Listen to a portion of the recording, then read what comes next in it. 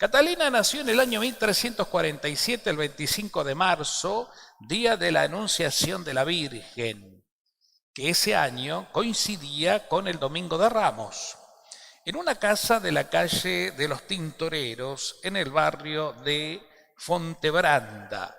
Sus padres, Jacobo Benicasa, tintorero de Pieles, hombre devoto, de quien heredó la piedad sincera y la dulzura, y de Lapa Piacenti, de la que heredó la energía y el tesón, aunque hay que reconocer que de manera más virtuosa todavía. Matrimonio honrado, sus padres que vivían holgadamente. Catalina, que tuvo una hermana gemela, Giovanna, que murió muy poco después, es la 24ª hija de los 25 hijos que tuvieron sus padres. Pobre madre. Su madre pudo criarla personalmente, cosa que no pudo hacer con los otros hijos a causa de sus frecuentes partos. Esto, en cierta manera, la vinculó más a su hija, queriendo ejercer en ella una influencia excesiva. Coinciden sus biógrafos en destacar que era una niña alegre y bulliciosa, y que en su encanto le hacía ser el centro del cariño del círculo familiar y de las amistades. Entre el año 1353 y 1354, cuando contaba con 5 o 6 años, hay un hecho significativo en su vida, lo que la teología moderna llama la experiencia fundante. Es decir, tuvo una visión de Jesucristo y poco después hace su voto de virginidad. Ella decide. Por esto volveremos después. A partir de entonces y hasta los 15 años lleva una vida de oración intensa y de sacrificio. Esto acompañado por la lucha familiar por encontrarle marido y su resistencia. Ella quería solo ser de Cristo, no quería casarse.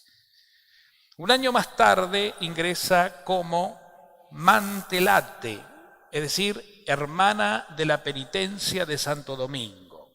Estos años se caracterizan por una intensa vida espiritual en la que se afianza su relación con Jesucristo y su fe se ve acrisolada por las sutiles tentaciones.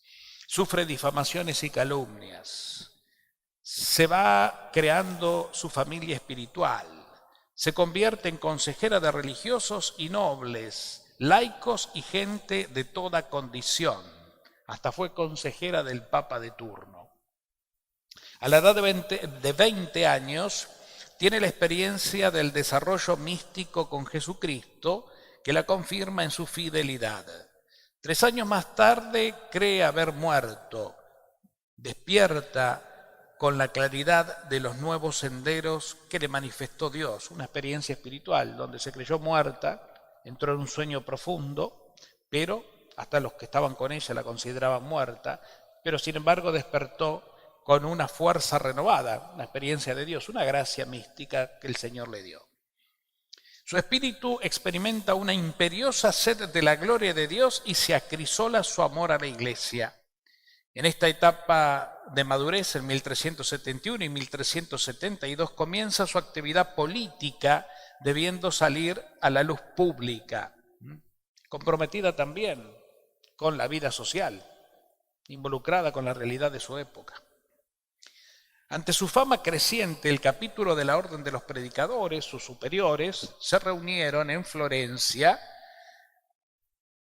la llama para examinarla, la cuestionan bastante por lo que estaba haciendo, no le fue fácil porque no fue muy comprendida, y se le asigna luego como director a un fraile, Raimundo de Capua, dominico, que llegaría a ser maestro de la orden, el responsable de toda la orden, ¿no? Y discípulo de la santa, fíjense, se lo designa como maestro de ella, como guía espiritual de ella, como el que la tiene que de alguna manera que controlar, que de vigilar, porque tenía muchas ínfulas esta mujercita de Dios, pero resulta que lo cautivó tanto su vida espiritual que él terminó siendo discípula de ella, él pidiéndole consejos a ella. Fíjense, ¿no? Regresa a Siena en 1374 y se dedica en cuerpo y alma a la atención de los enfermos a causa de la peste negra. Hasta su muerte será embajadora de la paz entre las ciudades italianas y entre sí. O sea, en medio de las ciudades de Italia ella iba como embajadora de la paz. Momentos difíciles, momentos de contiendas, momentos de grandes revoluciones internas que vivía Italia en aquel entonces, ¿no? Y de estas, además de ser embajadora y comprometida con la sociedad de su época, también con el Papa, como les decía, de quien fue una gran consejera. Intercedió para que el Papa regresara a Roma, en una época en que el Papa no estaba viviendo en Roma por estas cuestiones internas que vivía la Iglesia y la sociedad. Estaba como exiliado. Y ella fue la que le dijo: santidad, su lugar es Roma, su lugar es el Vaticano, ahí tiene que estar. Y el Papa le obedeció, comprendió que era sensata su consejo. El 29 de abril de 1380 muere en Roma ofreciendo su vida por la Iglesia, que está dividida por el cisma de Occidente, ¿no? Hizo lo que pudo mientras el Señor le dio vida, entregándose plenamente al servicio de la Iglesia y en bien de los hombres de la Iglesia, pero sobre todo también de sus hermanos necesitados, ya que, como escuchábamos, en la peste negra trabajó atendiendo enfermos incansablemente. Es lindo conocer la vida de los santos, es bueno, porque nos damos cuenta que realmente el Espíritu Santo sopla y obra desde el corazón de quien realmente se quiere entregar. Ella desde muy chiquita quería ser de Jesús. Desde muy chiquita sentía realmente devoción, a diferencia tal vez del resto de su familia, ¿no? Aunque su familia era una familia creyente y devota, como era costumbre en aquel entonces sobre todo. Pero ella sintió especialmente su vocación. De los 24 hermanos, ella fue tal vez la elegida por el Señor. Y así fue, respondió dócilmente a ese llamado. Como les decía al principio, conocer la vida de los santos, por un lado, nos permiten conocer que el Espíritu a lo largo de la historia trabajó y sigue trabajando. Por otro lado, nosotros hoy también estamos llamados a ser como Catalina. No a ese estilo, obviamente, no de esa forma, es otro tiempo, pero todos tenemos el mismo Espíritu de Cristo. Todos estamos llamados a ser discípulos, todos estamos llamados a ser instrumentos misioneros, para que la obra de Dios donde el Señor nos pone se conozca y para que cada uno de nosotros podamos continuar la obra redentora en el mundo, en el servicio, en la entrega generosa.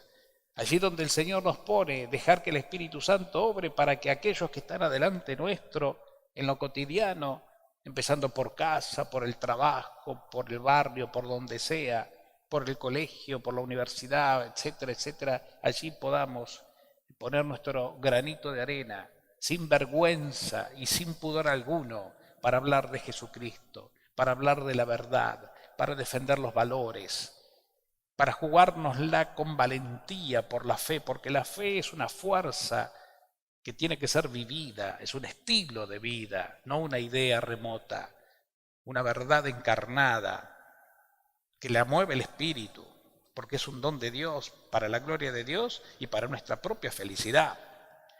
Nunca vamos a dudar que los santos, aunque sus vidas muchas veces no fueron fáciles y fueron perseguidos e incomprendidos y hasta aún dentro de la iglesia, que se los trataba a veces cuando eran muy así aguerridos, como fue esta mujer o como fue Teresa de Ávila y otras más, dentro de la misma iglesia. Pregúntenle al Padre Pío, si no, lo que tuvo que sufrir de dentro de la orden misma de los franciscanos y desde Roma, que lo vigilaban y lo chuceaban y le decían que era un loco, que era un paranoico, por eso tenía los estigmas, y el pobre recibió de Dios todo. Él dice: ni yo me entiendo, y a mí me están castigando y me están persiguiendo por hacer lo que Dios me pide que haga.